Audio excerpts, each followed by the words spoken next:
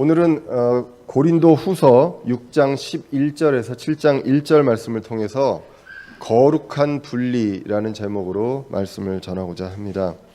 우리가 고린도 후서를 계속 읽어왔습니다. 가장 큰 주제라고 한다면 고린도 전서를 쓰고 그리고 사도 바울의 일행이 고린도 교회를 방문하려고 했던 그 계획이 틀어지고 여러 가지 오해가 있을 그런 상황 속에서 고린도 교회가 사도 바울의 그 사도직과 그 사역에 대해서 그것을 이제 의심하게 되는 그런 일이 발생을 했습니다. 그래서 고린도후서 1장에서 5장을 통해서 사도 바울은 그 사역에 대한 오해 이거를 해명하고자 이제 하는 글들이 이제 쭉 나오는 것을 볼 수가 있습니다. 사도 바울은 하나님의 말씀을 단순함으로 그리고 진실함으로 하나님의 은혜로 그 사역했다. 모든 사람을 대할 때 그렇게 했고 말씀을 전할 때 이제 그렇게 했다라는 것을 분명하게 이야기를 하고 있습니다. 그리고 사역자는 믿음을 지배하는 자가 아니라 그들의 기쁨을 돕는 자가 되어야 한다는 것, 그것을 분명하게 이야기를 하고 있습니다. 많이들 교회들이 이제 목사님들이나 어떤 교회의 소위 말하는 뭐 지도층들이라고 하는 분들의 어떤 지시를 받아서 그거에 이끌림을 받아서 이제 따라가는 그것이 교회의 어떤 중요한 역할인 것으로 이제 생각을 하게 됩니다. 그러나 성경은 분명하게 얘기합니다. 사역자와 말씀을 전하는 모든 사람들이 믿음을 지배하는 자가 돼서는 안 되고 성도들 각각의 개인의 기쁨을 돕는 자가 되어야 함을 이야기를 하고 있습니다. 그리고 이제 전도 여행 과정에서 많은 고난이 있었습니다. 오해가 있고 고린도 교회에 대한 염려도 있었습니다. 그래서 그들의 마음이 불편했는데 사역자들의 마음이 불편하고 편하고를 떠나서 하나님은 그 부족한 사람을 통해서 그리스도 안에서 승리하셨다라는 내용들이 이제 그 고린도후서 2장에 나와 있는 것을 우리가 보게 됩니다. 그리고 이제 그 당시에 많은 사람들이 그 소위 가짜인 사람들이 추천서를 들고 다녔던 것을 이제 보게 됩니다. 사도 바울은 이거에 대해서 이야기합니다. 추천서는 우리는 없다. 하나님 앞에서 구원받은 그 성도들이 바로 그 사역을 통해서 구원받은 성도들이 하나님 앞에서 추천서, 사역자의 추천서가 된다라는 내용들을 이야기를 하고 있습니다. 그러면서 이제 자신들이 전한 복음은 그 다른 사람들이 그 율법주의자들, 그 구약의 어떤 얽매여 있는 그 율법으로 그 베일에 가려져 있어서 본질을 보지 못하는 그러한 복음이 아니라 새 상속 언약, 그리스도가 본질인 그 새 상속 언약을 전하고 있다라고 이야기를 했습니다. 자신들은 질그리시고 그 안에 보배가 있다고 이야기를 합니다. 이 보배인 그리스도 그리고 그리스도와 함께 드러나는 그분의 생명이 이제 드러나게 되는 것을 이야기를 합니다. 그렇게 그 질그릇, 부족한 질그릇 안에서 보배가 드러나는 데 있어서 많은 고난이 있습니다. 그런데 이 고난에 대해서 사도 바울보다 고난을 많이 받은 사람들은 거의 없습니다. 그런데 사도 바울은 이야기합니다. 그 고난을 잠시 받는 가벼운 고난이라고 이야기를 합니다. 그 잠시 받는 가벼운 고난을 통해서 영원한 영광의 무거운 것을 이루시는 하나님을 이야기를 하고 있습니다. 그러면서 이제 부활에 대해서 이야기합니다. 땅에 있는 장막집, 우리가 입고 있는 것이 땅에 있는 장막집인데 이것이 우리의 그 썩어질 육신이고 하늘들에 있는 영원한 집을 입게 되는 그 부활에 대한 내용들을 이야기하고, 그리고 공중에 올라가서 예수님을 만났을 때 그리스도의 심판석에 대한 내용들을 이야기를 하게 됩니다. 보상의 심판입니다. 그러나 하나님께서 주신 은혜에 비해서 우리는 부끄러울 수밖에 없는 그러한 상황이 벌어지기 때문에 우리는 두려움으로 사역을 하게 된다라고 이야기를 하게 됩니다. 이 모든 것이 은혜이기 때문에 우리는 그리스도 안에서 새로운 창조물이다라고 이야기를 합니다. 그래서 이 새로운 창조물로서 새로운 모든 것을 새롭게 하는 그러한 사역을 해야 합니다. 그래서 하나님께서 우리와 원수지간이었는데 화해를 하셨다고 성경은 기록합니다. 그리스도의 십자가를 통해서 화해할 수 없는데 하나님께서 우리에게 먼저 제시해 주시고 화해를 하셨다. 그렇기 때문에 우리는 화해의 사역을 하게 된다라고 이야기를 하게 됩니다. 이 화해를 위해서 예수 그리스도께서는 우리를 위해서 죄 자체가 되셔서 죄를 그냥 짊어진 게 아니라 그냥 죄가 되셨다고 이야기를 하고 있습니다. 이것이 모두 은혜입니다. 그렇기 때문에 우리는 그 은혜를 헛되이 받아서는 안 된다라고 이제 고린도후서 6장 1절에서 이야기하는 것을 이제 보게 되었습니다. 그러면서 이제 사도 바울은 그 일행은 자신들의 사역에 대해서 이야기를 하면서 그리스도의 사역을 했고요. 그리고 사역이 비난받지 않기 위해서 자신들이 비난받는 것이 아니라 예수 그리스도의 사역이 비난받지 않게 하기 위해서 실족거리를 주지 않기 위해 노력했고 또 입증하는 삶을 살아왔다라고 이야기합니다.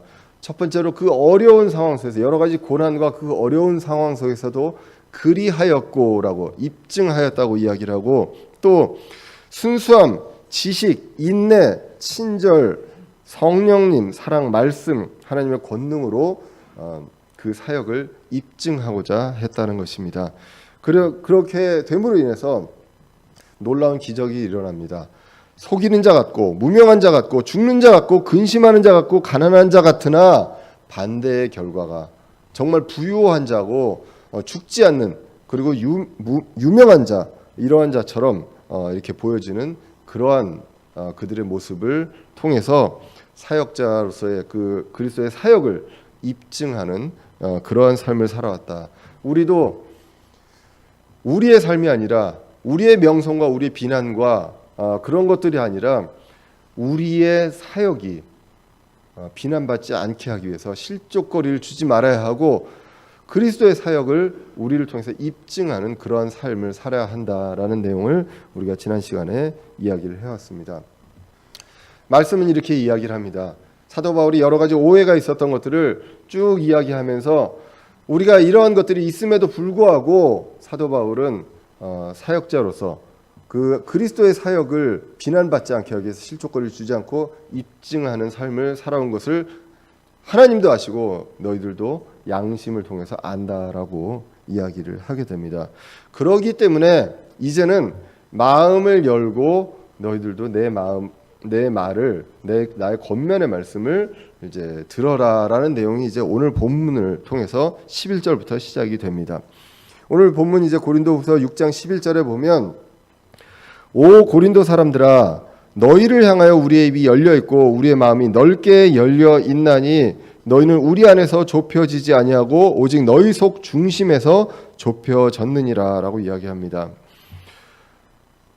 사도 바울 일행 그들은 고린도 사람들에게 늘 열려 있었습니다. 늘 열려 있고 마음이 넓게 입이 열려 있고 마음이 넓게 열려 있었다. 그 사랑하는 마음으로 부모가 자녀를 그런 사랑하는 마음으로 늘 열려 있었으나 12절에 보시면 고린도 사람들은 지금 닫혀 있고 좁혀져 있다고 이야기를 합니다. 그런데 그것이 우리 때문에 그 사역자들 사도 바울 일행 때문에 좁혀진 것이 아니라 너희들의 속 중심 속에서 좁혀졌다라고 이야기합니다. 그래서 우리는 우리를 이야기하는 것이 아니라 하나님의 그 바른 교리와 그 복음을 정말 당당하게 진실하게 단순함으로 하나님의 은혜로 전했다. 그거에서 변함이 없는데도 불구하고 너희들이 마음이 너희 속 중심 속에서 좁혀졌다라고 기록을 하고 있습니다. 그래서 12절에 보시면 이제 그 당시에 사도 바울에 대한 오해 이런 것들이 있었습니다. 그런데 사도 바울의 일행의 마음은 변하지 않았으나 그들의 속에서 마음의 중심이 변함으로써 오해가 발생했다고 합니다. 우리는 이 말씀을 통해서 생각합니다. 교회 내에서 그리고 우리의 그 지체들의 관계 속에서 이런 오해가 분명히 발생할 수 있습니다.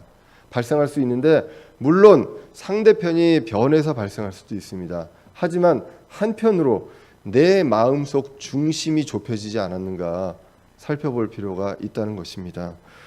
사도 바울은 여기서 얘기합니다.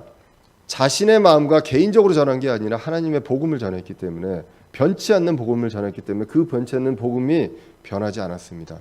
그런데 고린도 사람들의 마음속 중심이 좁혀졌다고 기록을 하고 있습니다. 우리의 관계에 많은 오해가 있을 수 있지만 우리는 그때 이 말씀을 기억하며 내가 좁혀지지 않는가 한번 생각을 해볼 필요가 있다는 것입니다. 고린도 오늘 그 후서 1장에서 5장까지를 보면 우리는 알 수가 있습니다. 사도 바울의 애정과 염려는 진실이고요, 불변했다는 것을 알 수가 있습니다. 그래서 이제 아버지의 마음으로 이야기합니다. 고린도전서 4장 15절에서도 이렇게 이야기합니다. 그리스도 안에서 너희에게 10,000명의 스승이 있다 해도 아버지는 많지 아니하나니 그리스도 예수님 안에서 복음을 통하여 내가 너희를 낳았느니라 라고 합니다. 그래서 복음을 전하는 자와 그 복음을 받고 구원을 받는 자는 아버지와 자녀와의 관계로 우리가 이제 성경에서 이야기함을 볼 수가 있습니다. 그러므로 아버지의 그 마음이, 그 변하지 않는 그러한 마음이 복음을 전했던 사람들의 그 마음에는 있다는 것입니다. 그런데 받아들이는 쪽에서 이제 어떠한 이유든지 오해와 여러 가지 상황 속에서 이 마음이 좁혀질 수 있음을 우리는 경계해야 한다는 것입니다. 디모데전서 1장 2절에서도 보시면 믿음 안에서 나의 아들이 된 디모데에게 편지하노니라고 이야기를 하고 있습니다. 믿음 안에서 아들이 되고 아버지가 되는 그러한 일들이 발생을 합니다. 아버지의 진심과 사랑으로 권면을 합니다. 받아들이라고 이야기를 합니다. 오늘 13절에서 내가 내 자녀에게 하든 말하노니 이제 너희도 같은 것을 보답하는 뜻으로 마음을 넓게 열라라는 것입니다. 이제 아버지의 마음으로 자녀에게 하듯이 이제 권면을 시작할 것입니다. 그렇기 때문에 좁혀져 있는 마음을 이제는 보답하는 마음으로 마음을 열어라, 열고 이 권면의 말씀을 이제 들어라라고 이야기를 합니다. 부모의 마음이 그렇죠. 그래서 때로는 사랑으로, 때로는 쓴소리로 이야기를 합니다. 그러나 자녀의 성장을 위해서 하는 그러한 말이라는 것, 그것을 받아들이는 사람이 그걸 이해하고 좁혀져 있는 마음을 넓게 열고 이제 받아볼 필요가 있다는 것입니다. 소위 말하면 우리 아이들 이제 청소년들의 그 용어 중에 꼰대라는 말이 있습니다. 그 조금만 이야기하면 이제 꼰대가 된다고 하는데 정말로 꼰대같이 이야기를 하더라도 우리의 마음을 열고 넓게 열고 그것을 받아들이는 그 우리의 마음의 자세가 분명히 필요함을 성경은 이야기합니다. 14절 이하로 가서 이제 권면의 말씀을 전하는 데 있어서 가장 먼저 이야기하는 것이 바로 구원받은 신자로서의 거룩입니다. 분리에 대한 내용들을 14절 오늘 본문 이하에서 이야기합니다. 우리는 흔히 하나님을 사랑의 하나님이라고 얘기합니다. 하나님의 대표적인 성품을 사랑으로 이야기합니다. 하나님은 사랑의 하나님이 맞습니다. 그러나 그 전에 하나님은 거룩하신 하나님입니다. 하나님의 대표적인 성품 하나를 고르라고 한다면 성경은 거룩을 이야기합니다. 요한계시록 4장에서 이제 그 천상에 있는 존재들이 하나님한테 그 예수 그리스도에게 찬송할 때 뭐라고 합니까? 찬양할 때 거룩 거룩 거룩이라고 합니다. 그래서 거룩하신 하나님입니다. 거룩의 어원은 무엇이냐? 분리입니다. separation입니다. 그래서 어디로부터 분리되는 것, 이것이 바로 거룩입니다. 자, 이 말씀을 이제 14절부터 이제 이야기하는데요. 오늘 14절을 보시면 이렇게 얘기합니다. 너희는 믿지 않는 자들과 더불어 공평하지 않게 멍에를 매지 말라. 의가 불의와 무슨 사귐을 갖겠느냐? 빛이 어둠과 무슨 친교를 나누겠느냐라고 이야기를 합니다. 교제의 대상과 전도의 대상을 구별해야 될 필요가 있다는 것입니다. 사람들이 많이 있습니다. 교회에도 있고 이 세상에도 있지만 우리가 교제를 하고 같이 나아가고 같이 멍에를 메고 나아가야 될 사람이 있는 반면에 그 사람에 대해서 우리가 케어해 줘야 되고 그 사람을 돌봐줘야 되고 복음을 전해야 되는 전도의 대상이 있다는 것입니다.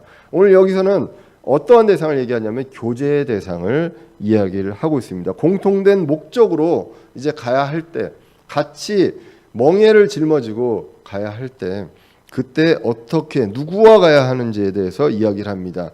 여기서 성경에서는 믿지 않는 자들과 더불어 공평하지 않게 멍에를 매지 말라고 기록을 합니다. 크리스천은요 공통된 목적이 있습니다. 바로 본향을 향하고 있습니다. 소망을 향해서 우리 서로 모여서 말씀으로 성장하고 교제를 하게 됩니다. 교제를 하는 것은 서로 간에 기쁨과 슬픔을 나누고 그리고 도움을 주고 도움을 받는 그러한 관계가 됩니다. 그리고 한 목적을 향해서 우리가 서로 도와서 서로 위로하고 격려함으로 나아가는 것입니다. 이 교제에 있어서 신자들과 해야 한다, 믿는 사람들과 해야 함을 분명하게 이야기를 하고 있습니다. 이제 많은 주석을 이제 참고를 합니다. 성경의 주석서를 이제 참고를 하는데 거의 많은 주석에서 이 말씀을 여러분들도 많이 이제 아시겠지만 신자들의 결혼에 대한 내용들을 이야기할 때 이 말씀을 많이 합니다. 이 말씀은 결혼에 대해서만 이야기하는 것은 아닙니다. 하지만 결혼에 대해서도 이러한 원칙을 우리가 지켜야 할 필요가 있다는 것입니다. 신자와 하는 것이 결혼을 포함해서 모든 우리가 같은 목적을 갖고 교제하고 나아가는 그 교제의 관계의 원칙이 바로 신자와 하는 것입니다. 이것이 성경적인 원칙이라는 것입니다. 그런데 원칙을 모두 지키면서 살 수는 없습니다. 그렇다고 원칙이 또 변할 수는 없다는 것입니다. 우리는 원칙이 있습니다. 그러나 그것을 지켜야 하죠. 그런데 지키지 않는다고 지옥을 가느냐? 그리고 지키지 않는다고 버림을 받느냐? 그렇지는 않습니다. 하지만 우리는 주님 안에서 말씀을 믿고 말씀을 따르는 사람으로서 이것을 이제 순종하고 나아가야 되는 것이 우리의 도리고 바로 원칙이다라는 것을 우리가 볼 수가 있습니다. 주님의 일을 하는 데 있어서요, 하나님의 왕국 사역을 하는 데 있어서 불신자들과 할 수는 없습니다. 그것은 분명한 사실입니다. 그러므로 우리가 여러 가지 교회 내에서 일을 할 때도 반드시 우리와 같은 믿음으로 가야 되는 것이 분명히 맞고, 그것보다 하나님께서 가장 기본적으로 중요한 그 사람의 어떤 단위로, 집단의 단위로 주신 것이 바로 가정인데, 이 가정 안에서 이러한 것들을 우리가 등한시할 수 있느냐? 그렇지 않다는 것을 이제 보게 됩니다. 가정의 목적이 무엇입니까? 자식을 낳고 부를 축성하고 가족이 행복한 것이 목적은 아닙니다. 그것이 중요합니다. 하지만 신자들에게 목적은 하나님의 왕국, 백성으로서 사역을 하는 것이 가정의 그 가장 주된 목적이고, 이 가정이 모여서 교회를 이루게 됩니다. 흔히들 얘기합니다. 믿지 않는 자들과 결혼해서 그분을 전도하는 것, 그것도 의미가 있지 않느냐? 물론 의미가 있습니다. 의미가 있고 그러한 사례들도 어렵지만 있습니다. 없는 건 아닙니다. 그렇지만 성경에서 이야기하는 그 모든 여러 사례들은 많이들 이야기할 수 있어요. 이런 경우도 있고 저런 경우도 있지 않겠습니까? 라고 이야기할 수 있지만 그렇다고 원칙이 바뀌지는 않는다는 것입니다. 성경은 분명하게 이 원칙을 이야기를 하고 있습니다. 그래서 이 사례에 대해서 자꾸 빠지는 것이 아니라 그럴 때는 다시 성경으로 이제 돌아올 필요가 있다는 것입니다. 믿지 않는 자들과 결혼해서 구원을 받게 하는 것도 의미 있는 일이지만, 믿는 부부가 하나님의 그 귀중한 사역을 하는 것이 더 큰 의미가 있음을 우리는 하나님의 말씀을 통해서 이제 보게 됩니다. 그래서 믿지 않는 자들과 공평하지 않게 멍에를 같이 매지 말라. 결국은 우리가 교제와 그리고 하나님께 나아가는 그 같은 방향으로서 우리가 같이 나아갈 때는 이러한 것들을 분리를 할 필요가 있다는 것입니다. 멍에는 가축들이 일을 할 때 혼자가 아니라 같이 무언가 일을 할 때 이 막대기 같은 것들로 이어서 하는 것이 바로 멍에이죠. 그래서 다른 종류의 가축 그리고 기능이 다른 가축들이 함께 멍에를 매면 공평하지 않게 멍에를 맨다는 것입니다. 동등하지 않게.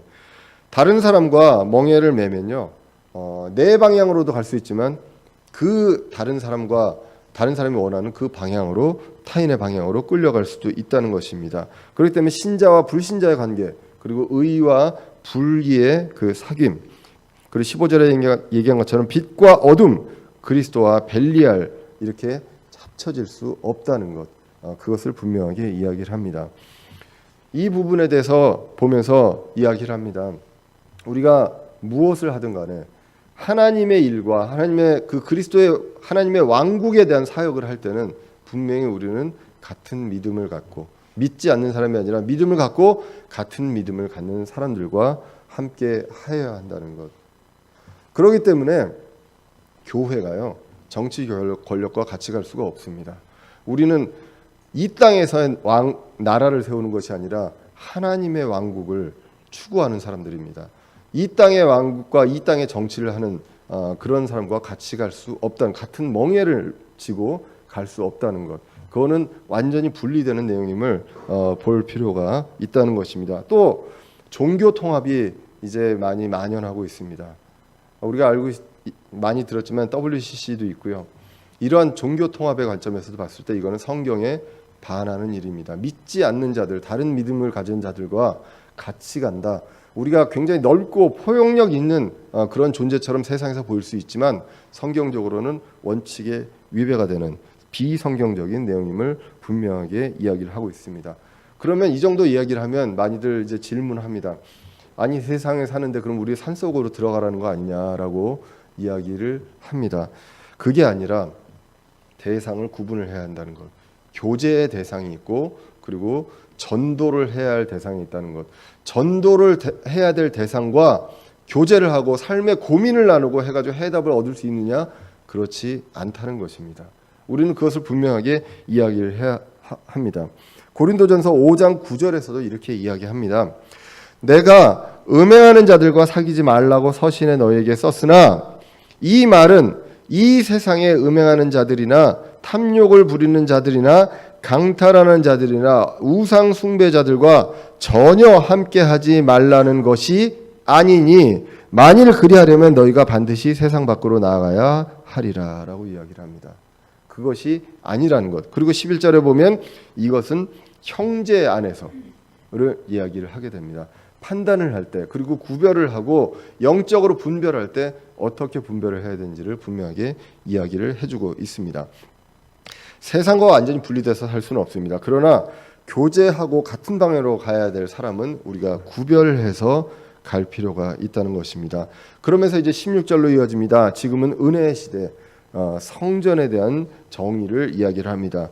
16절에 보면 하나님의 성전이 우상들과 무슨 조화를 이루겠느냐? 너희는 살아계신 하나님의 성전이니라. 하나님께서 이르시되 내가 그들 가운데 거하고 그들 가운데 거닐며 나는 그들의 하나님이 되고 그들은 내 백성이 되리라 라고 기록을 하고 있습니다.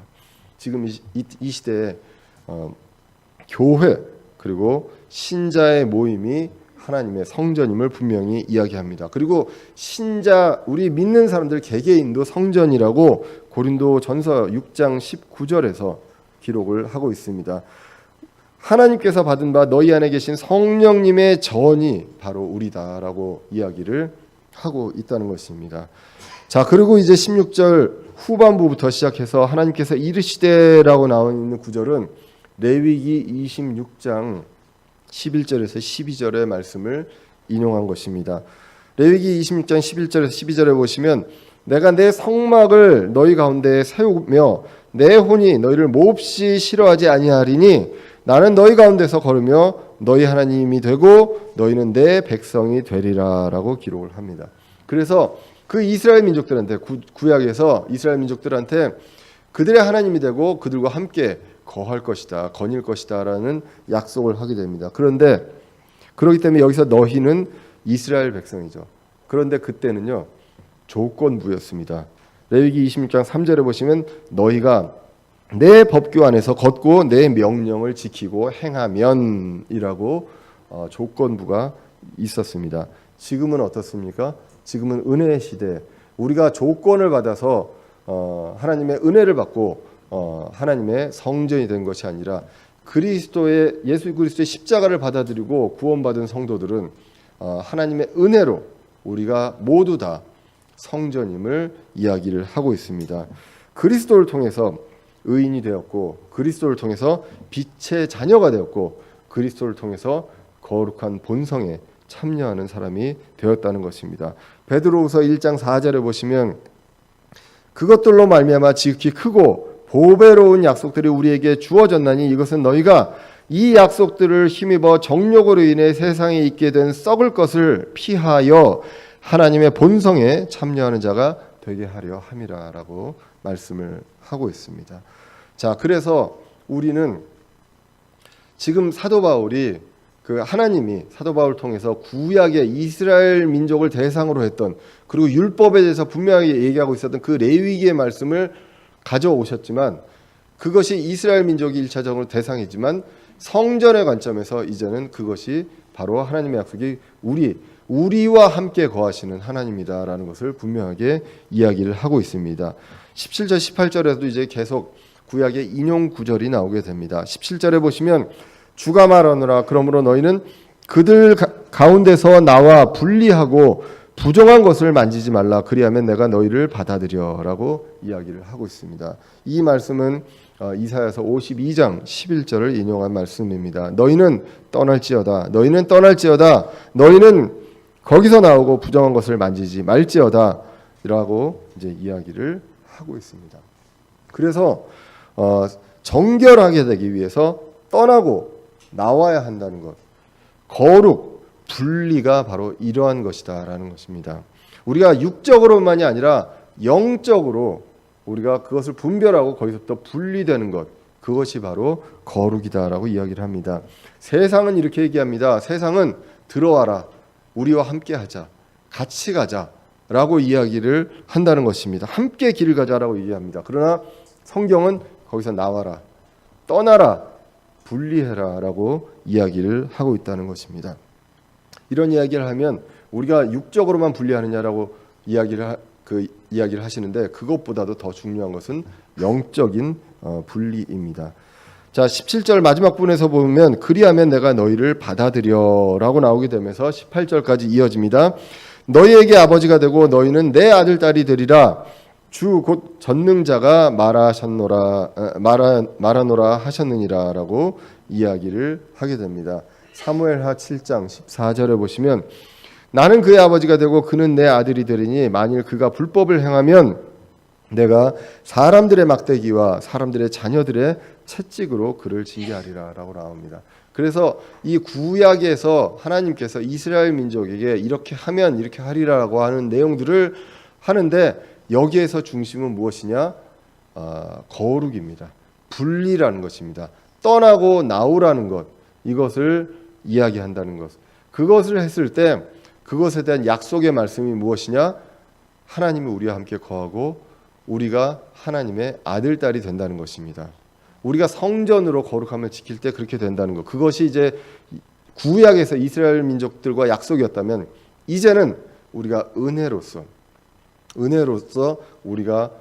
우리가 행위가 아닌 은혜로서 성전이 된 우리에게 그냥 자동적으로 약속하신 말씀이 바로 이 말씀들이다라는 것입니다. 그러면 우리는 이제는 그 신분이 변화된 의인이 되고 빛의 자녀라고 성전이 된 우리로서 도리가 있습니다.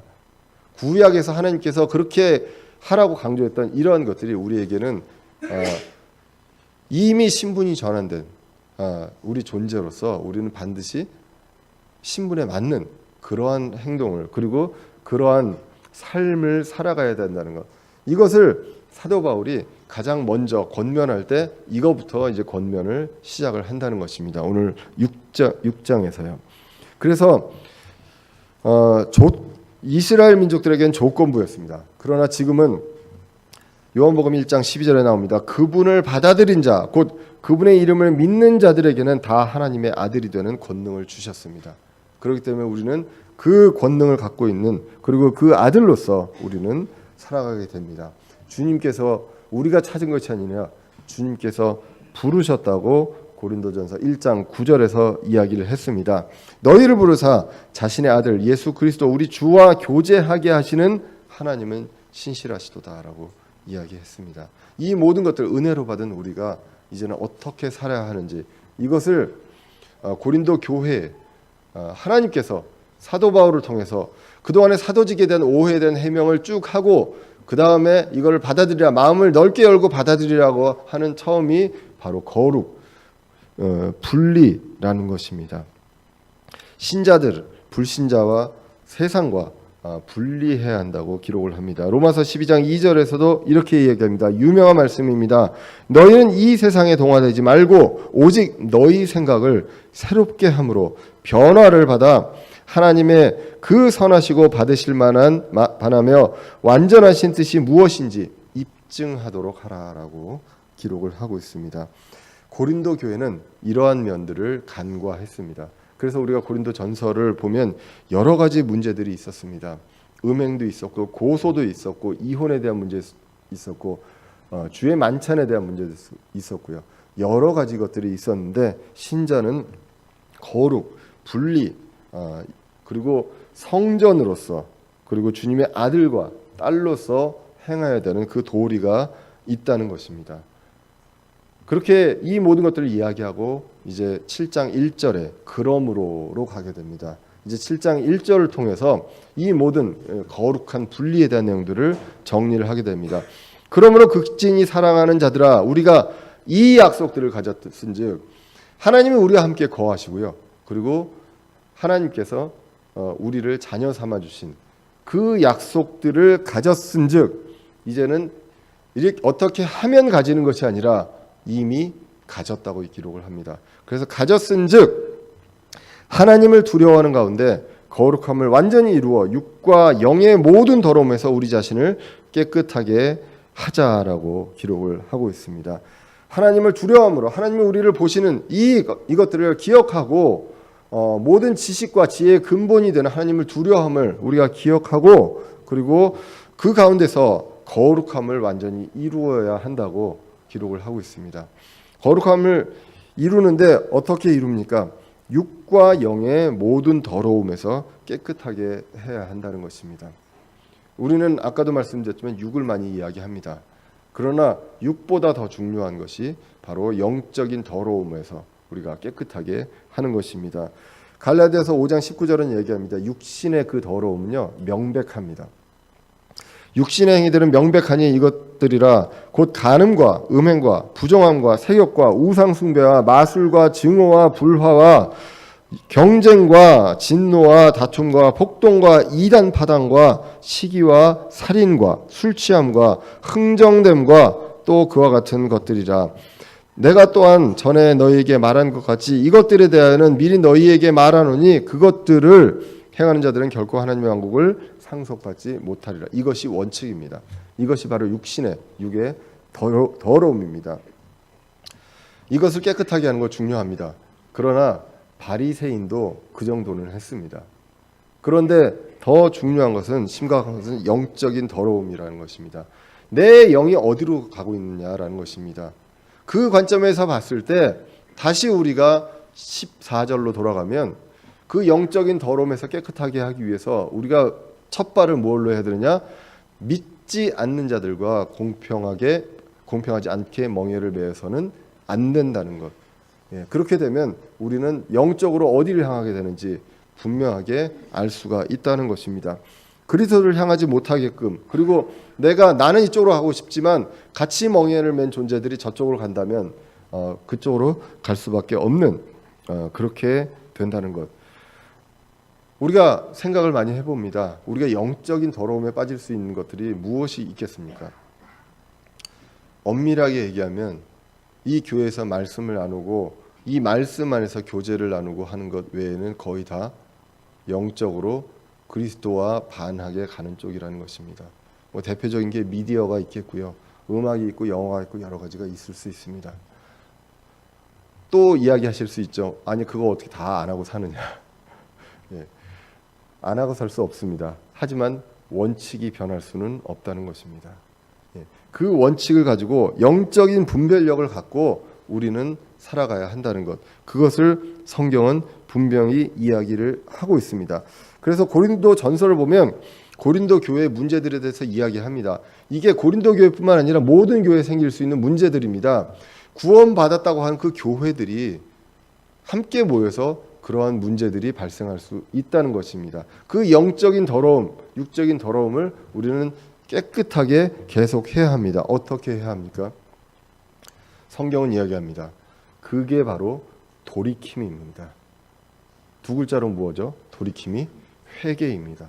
우리가 뉘우치는 게 회개가 아니라 우리가 가던 길을 반대로 완전히 180도 돌이키는 그것이 바로 회개라고 기록을 합니다. 그래서 오늘 이제 고린도후서 7장 2절 이후부터 나오는 것이 바로 회개가 나오게 됩니다. 먼저 거룩 분리가 나오고 그 다음에 회개가 나오는, 그것을 통해서 하나님께서 원하시는 것이, 교회에 원하시는 것이 육적 영적인 어떤 거룩한 분리를 통해서 이루어가야 되는 것이 무엇인지를 이야기합니다. 요한일서 1장 9절에서도 이야기합니다.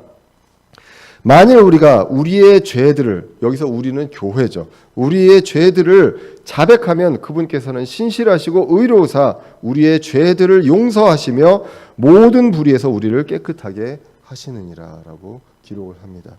그래서 우리는 다시 이제 말씀을 통해서 보면 크리스찬으로서, 새로운 창조물로서, 그리고 하나님의 성전으로서 우리는 거룩하게 분리되어야 합니다. 거룩한 분리를 우리는 추구해야 합니다. 그렇기 때문에 우리는 사람을 대할 때 같이 가야 할 사람이 있습니다. 모든 것들을 같이 기쁨과 슬픔을 나누면서 교제를 하면서 같이 가야 될 사람이 있고, 그리고 내가 손해를 보고, 그리고 내가 어떤 그 사람을 통해서 고난을 받지만 그것을 감내하고 인내하고 복음을 전해서 전도해야 될 대상이 따로 있다는 것, 그 전도해야 될 대상과 함께 멍해지고 갈 수는 없다는 것, 그것을 우리는 분명히 구별을 해야 합니다. 어렵습니다. 저도 어렵고요. 뭔가 우리가 일을 시작을 하고 뭔가 성공을 위해서 우리는 믿는 자들과 이야기하고 하나님께 의지하기보다는 눈에 보이는 사람 중에 나한테 도움을 줄 수 있는 사람, 그리고 이 사람이 조금만 힘을 써주면 될 것 같은 그런 사람들에 대한 사람들과 함께 하고 싶은 그런 유혹을 느끼게 되는 그런 세상에 있습니다. 그러나 하나님의 원칙은 무엇입니까? 우리가 하나님의 왕국을 향해서 우리가 갈 때는 교제를 해야 될 세상은 반드시 믿는 자들과, 그리고 더 나아가서 같은 믿음을 갖는 자들과 함께 나아야 한다는 것입니다. 원칙을 기억하고요, 어렵지만 지키고자 하는 것, 지키지 않았을 때 어떻게 되는 벌이 아니라 지키고자 하는, 원칙을 지키고자 하는 그러한 마음을 우리가 갖고 거룩한 분리를 해나가야 한다는 것입니다. 주를 두려워함으로, 그리고 육적으로 영적으로 깨끗함을 향해서 나가는 저와 여러분이 되어야 하겠습니다. 기도하겠습니다.